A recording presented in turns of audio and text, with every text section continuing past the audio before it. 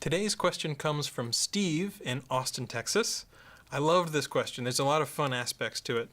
Steve asks, does Google see automatically generated content as a bad thing? That is spam. If I publish uncopyrighted content on my site that is available from other sources or sites via a WordPress plugin and Google found out, are there any penalties? Let me start from the second question. I even have a little bit of a problem with how you're phrasing the second question. If I publish uncopyrighted content, at least in the United States, whoever writes stuff, it's copyrighted. You don't have to go to the copyright office and, officially get the word, here it is, here's my proof that it's copyrighted. Within the United States, as soon as you write it, you basically have copyrighted it, as I understand it. I'm not an engineer, or I am an engineer, I'm not a lawyer, so all your mileage may vary. But whenever you're saying, if I publish uncopyrighted content on my site, and the way that you're phrasing it is, it's coming in via different sources and sites, via a WordPress plugin. It kind of sounds like I run a keyword-rich site, and I'm not going to tell you the URL. So the answer to that question is it's certainly possible that there could be penalties.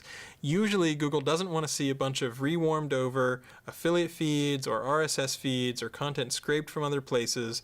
We want to see added value for the users. We want to see some reason why a user would select that page rather than just stumbling on that page because it's in the search results and not really having a good experience. So that's the answer to the second part of your question. So let's go back to the first part of your question. Does Google see automatically generated content as a bad thing? Well, it can be. Given the context of the second part of your question, it very well probably might be. But automatically generated content doesn't have to be a bad thing. For example, Google's web results are automatically generated. I think those are pretty helpful. The world seems to agree. A lot of people come to Google every day to do web searches. But we still, even though we automatically generate pages, we block them in robots.txt so that other search engines and other people don't crawl them and it doesn't pollute up their search results. So here's the analogy that I would use with handmade content versus automatically generated content.